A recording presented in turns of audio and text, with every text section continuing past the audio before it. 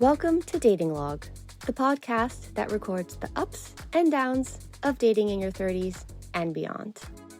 This is episode 17, The Apps Are Poison. Wessel is based in the Netherlands, and it's fair to say he has a love-hate relationship with the dating apps.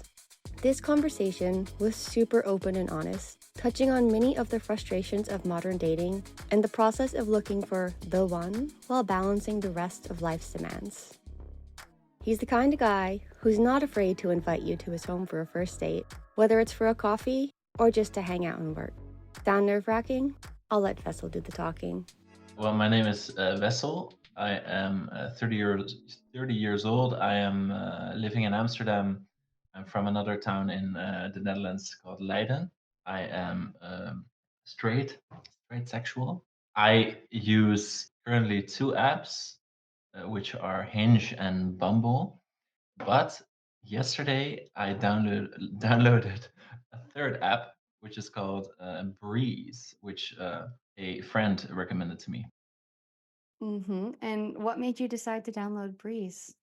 Well, I was getting tired of having matches and nobody really talking. Yeah, this happens for some reason. You get matches, and then I think 90% of people don't really talk back. And usually, I'm not really into the chatting a lot because I just wanna. If I like someone's profile, I'd just rather meet them in real life and see if there's a click. The sooner the better. But usually, women are a bit reluctant in that. They want to chat a bit and feel safe, and then they can meet. So, but apparently Breeze, I don't know if you've heard about it. Yeah, so it's the app where you don't chat and you go right away to a date. But so yeah, I downloaded it yesterday and I didn't use it yet. I don't know. How does it usually go when you match with someone? What happens? Because on these apps, Bumble and Tinder, the chat is the first thing that opens up. It is the first point of connection after saying yes. Yeah. So in Bumble, uh, the ladies have to talk first, so you can't do anything until the girl says something. And then a lot of matches go by without them saying anything. And if they say something, then often, yeah, I feel just that there's a small percentage of people who are actually saying something and are have the intention to have a conversation, but the rest just is, I don't know, just fades away, and the conversation dies after one or two messages. Maybe people are busy. I don't know. Now it sounds kind of sad, like like everyone is ignoring me. So maybe it's me. Maybe other people don't recognize this at all. But I feel this. I've also asked some friends. I think they have similar experiences. But What makes you say maybe it's me?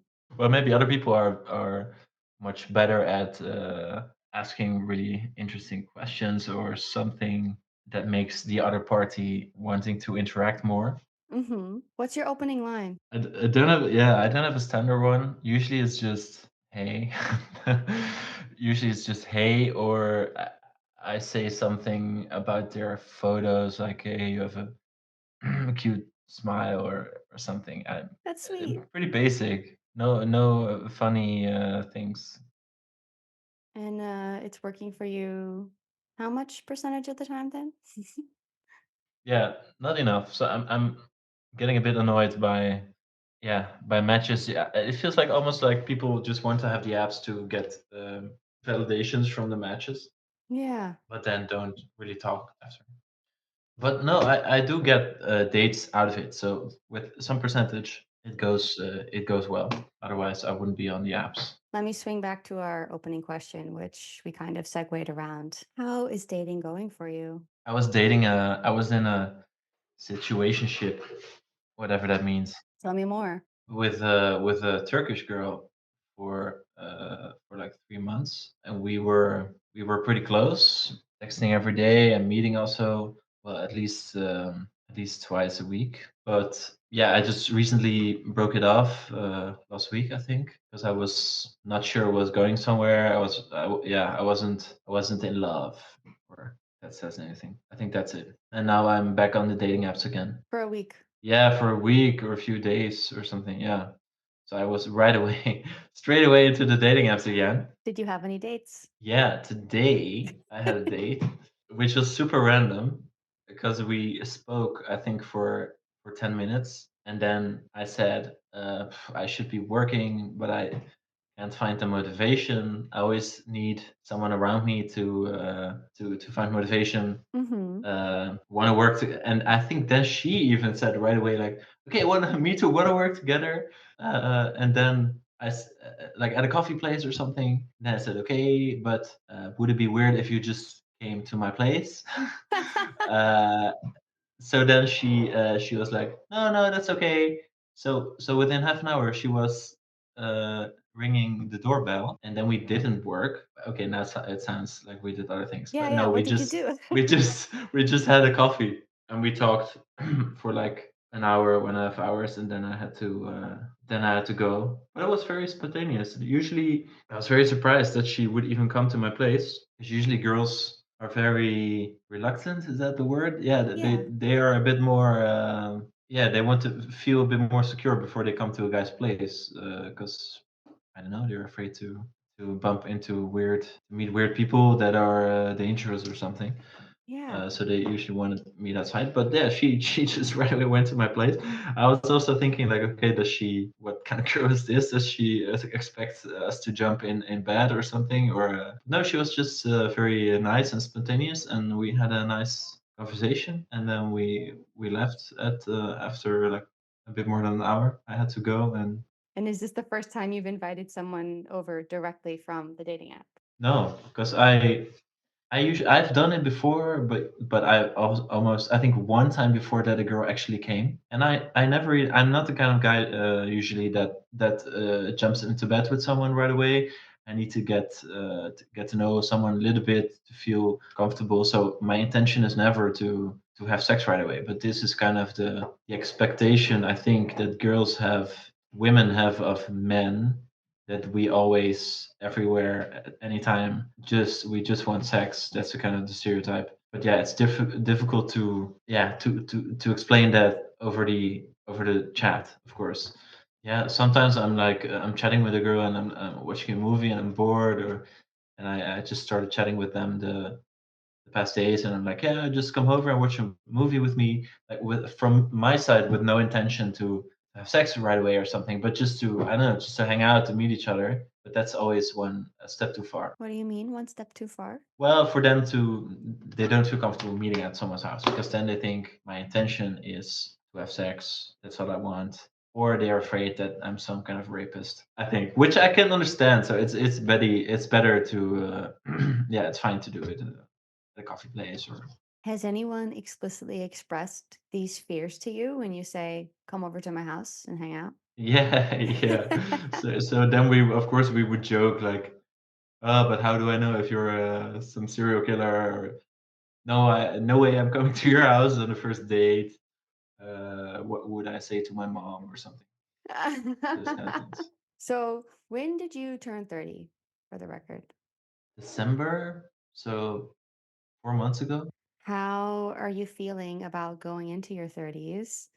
You started off this conversation saying, yeah, the apps are, if I understood right, you didn't say it directly, but it's tiring. 90% of people aren't talking. And then the few that are, they want to chat a bit longer. Or when they do want to meet, they want to go out and meet you on a date. And yeah, you just got yourself into a situationship most recently, which ended also recently. How are you feeling about dating again now that it's spring and you're in your 30s? And yeah, what's on the horizon for you? Yeah, well, I don't know. It was harder than I thought breaking up with the girl, because well, breaking up, it wasn't really a thing. We were pretty close. So Mm-hmm. we chatted every day, and we're both pretty emotional people, whatever that means. So I don't know, we were feeling pretty close.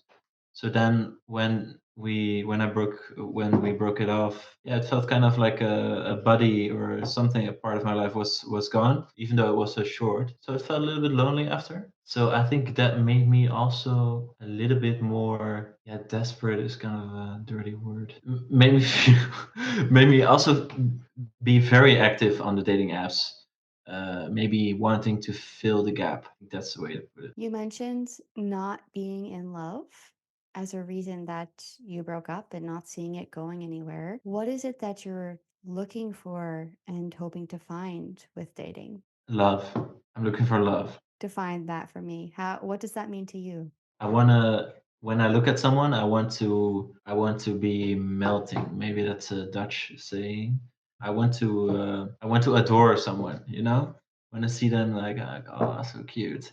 Yeah, I don't know. I just wanna right away feel like, oh, this is a person that I want to see for a long time, you know? And not have any doubts about that. Because that, yeah, I don't know, that happens a lot. You can meet a lot of nice girls. I've had several situationships the last. I'm saying situationship, but I don't actually know. I should look up the definition. It's just that some people said this and it sounded kind of right.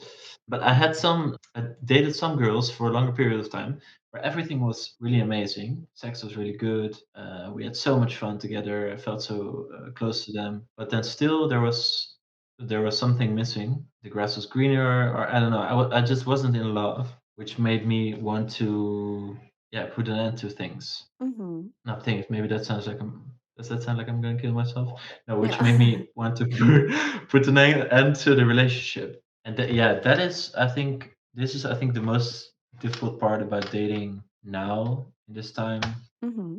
that there are so many people that you match with on several fields who you feel great with and where you have so much fun and good sex. But and those people I could have a nice life with even, but still there's something missing or something. I still feel there's someone better, or I don't know, the love is kind of missing. What gives you that feeling that there's someone better when you're having like a really great vibe or match with someone? Yeah, I think I just compare it to my ex girlfriend also, which is the worst. Yeah, her I really adored. Yeah, so every new girl I'm kind of comparing to that feeling. I haven't reached that level of adoring the girl, and to me that's being in love. Yeah, I haven't reached that level again, unfortunately. Why do you think you haven't found that person? I don't know. I don't know. I just haven't met her yet. I think I will. She's out there. If anyone's listening.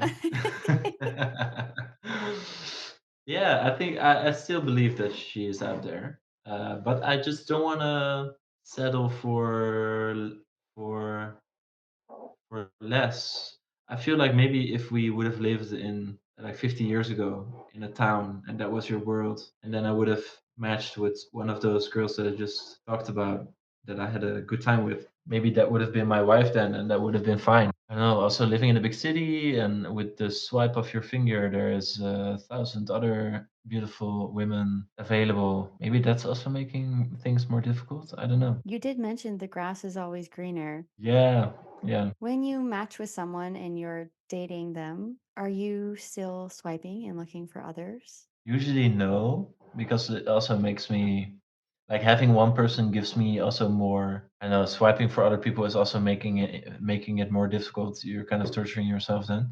So if I am with a girl, I usually really want to invest and see if there's if it's leading somewhere. And then the apps are poison. The apps are poison in general, but then even more. So no, usually I don't swipe. Well, yeah, no, I would say no. I want to talk more about you saying the apps are poison. I have seen on my podcast feed and in some articles, I think I saw the term date burnout. And I talked to Harry last year, end of last year.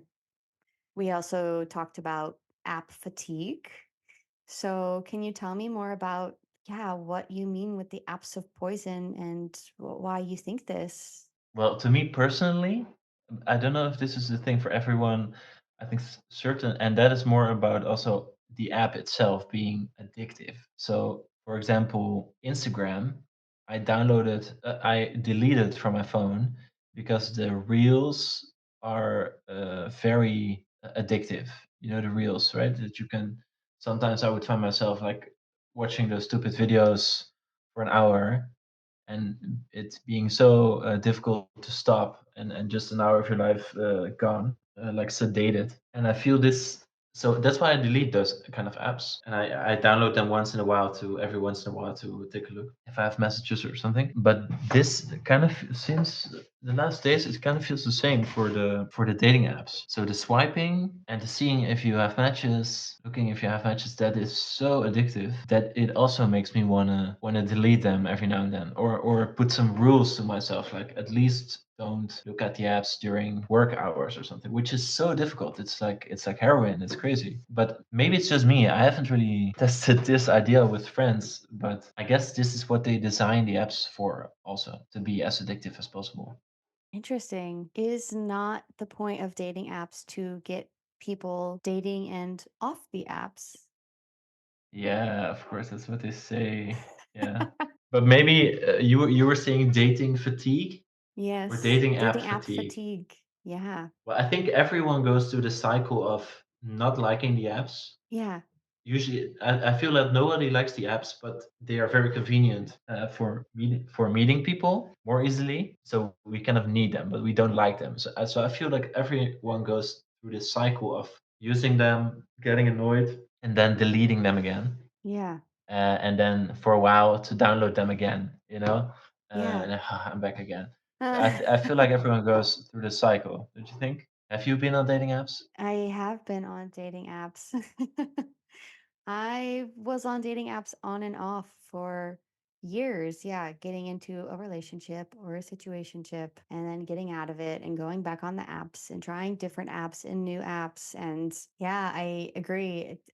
Someone last season also said, download them all, delete them all, download them all, delete them all. You're just going through Yeah, this cycle exactly. of downloading and deleting. Yeah, because I think, yeah, their intention, like you just said, is to get people connected in dating and off the apps. But in reality, people are constantly sucked in and yeah, the endless swipes, man. I guess if you find a relationship, then you're done. Then you don't need them anymore, I guess. And I think nowadays a majority of people find their relationships through these apps. I want to talk about some dates that you've been on. What do you find the most enjoyable about dating? I think the chance that you might meet someone fun, that you might meet someone nice, that is nice about dating. Because the dating itself is fine. I've always had fun dates. No, yeah, I'm also kind of an easy talker, so I'm never really afraid of silences or something. But yeah, if you usually know in the first seconds or minutes if there is a match or not, in general. So often when you don't think there's going to be a match, then you still have to fill in the you still have to have to be there for the duration of the date, which sounds mean now. Usually it's fine. Usually it's still fun to meet someone and to hear about their life and meet new people. But yeah, I think the idea that you might meet someone really nice, that is the most exciting part. Like to see you have this idea of someone based on their profile in your head. Oh, this person is going to be like this, or she's so attractive or so nice. That wondering or something, that's kind of nice. Can you tell me about a really great date that someone else planned and took you on? Like a first date. Yeah, or a second date, a really great date. How about you just tell me about the best date you've been on? Well, I guess the best dates, of course, was when I was in love with the girl and that we went to the beach or whatever, and we were like starting to do like kissing or that kind of stuff, and like really like you feel like you're 16. Yes, I know. So it's really dependent on the person. So then yeah, that was great. But in terms of crazy activities, I recently went on a date to check out a tree. What? So so this girl was a biologist. I said that I was really into trees. Okay, this sounds really random now. So, but I also recently listened to a podcast. There's this podcast about Amsterdam things. So every episode is about something else happening in the city. One Cool. episode was where they invited the city green guy, however that's called. He manages a team and he tends all the million trees in the city. And he was saying like, yeah, what's my favorite tree? Is this one? And then I was telling that girl this, and then we had our first date there to check out the tree with a That coffee. sounds awesome. Yeah, it was so funny. Yeah, It's different. yeah, yeah. But it was still getting a coffee. but we went to look at the tree. Wasn't a match in the end, but Oh, that's a bummer. Okay. On the opposite side of what are you liking the most about dating? What do you find the most frustrating? I guess having dates where you don't. I guess yeah, how do you say, disappointment or something of having dates and not finding a match, finding a nice person. Mm. That sometimes that can make you a little bit sad, or looking for the English word, like you're thinking, it's I'm never gonna find someone. Sometimes that's the feeling that comes up if you have a date where you didn't think it was a match. What a waste of time! I'm never gonna find someone. And then a downward spiral into I'm going to be alone forever. Yeah, I just take 9 cats. Have you ever been on any really bad dates? No, not really. I think. Oh, Sorry.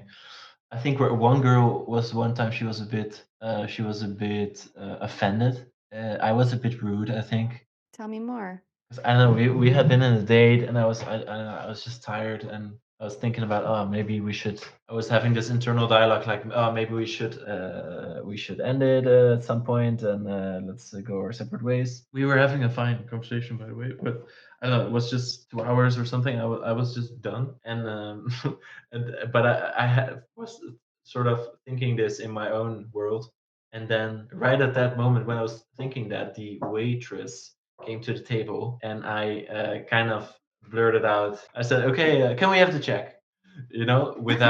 Without me introducing the idea to the girl, like, "Oh, maybe we should pay and go." But to her it was, I was already thinking about it, but kind of in my own world, and then for her it was super out of nowhere, like, I want to check or something. So then she told me about it, and then she was very outspoken about it, which is very good. So she said, "Yo, this is weird. What the hell?"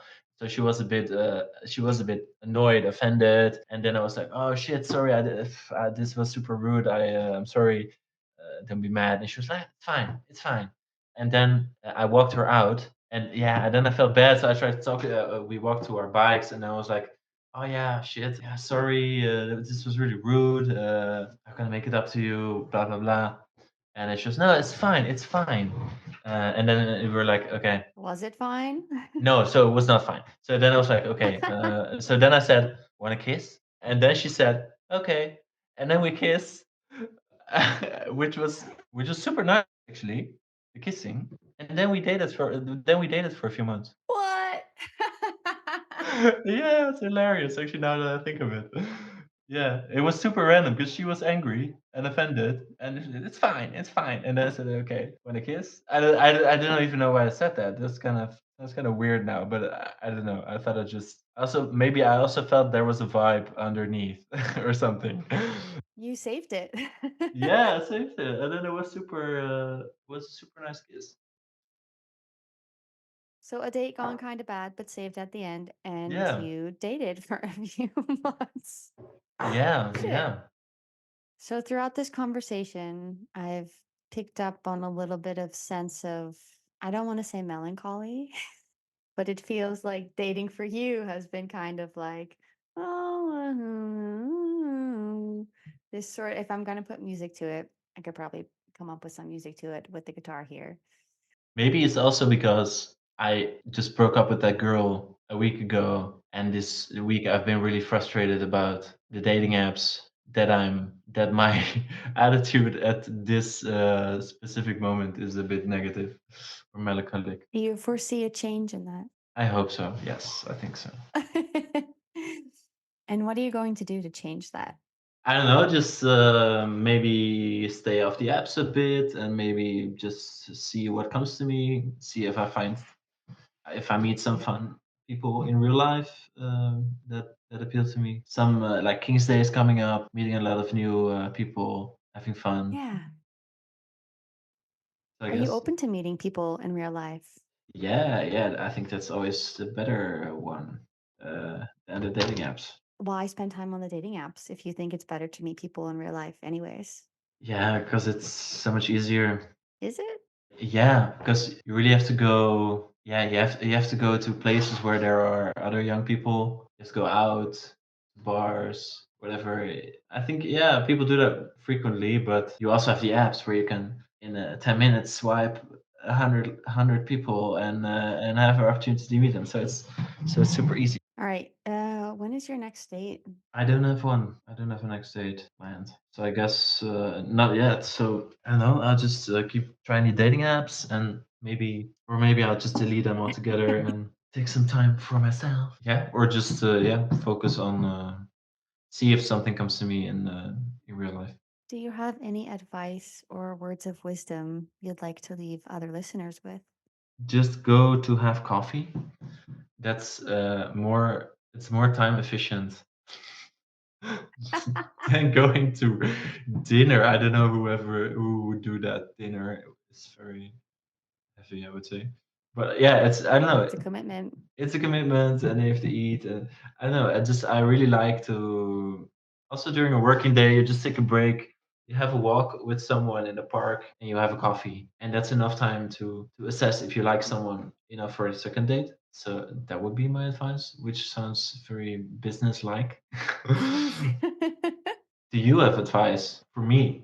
Well, if you listen to the podcast, do I have advice personally for you though? No, I do think it's good to take time after a breakup to be by yourself and not just get back on the horse. Like I do agree getting back on the horse is like healthy and important, especially if a person or a relationship is, or a family is something you really want, right? If you have these bigger goals. That being said, I think it's also important to reflect and think like, okay, well, this didn't work. Why did it not work for me? And not about the other person. It's not about what the other person did or didn't do. It's about why did this not work for me? What did I need that I was not getting? What would I have liked to have that I did not have? And then kind of, go from there. Like, all right, now I know a bit more what I'm looking for. But I will also say that oftentimes what we think we're looking for is not necessarily what we're looking for.